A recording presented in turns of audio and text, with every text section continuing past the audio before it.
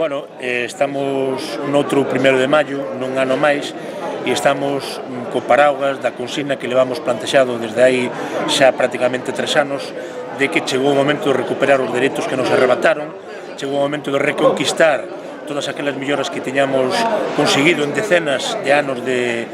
loita e que coa excusa da crise económica nos foron arrebañando de forma incluso violenta. Nestes momentos hai unha maioría parlamentaria no Congreso dos Diputados que prometeu,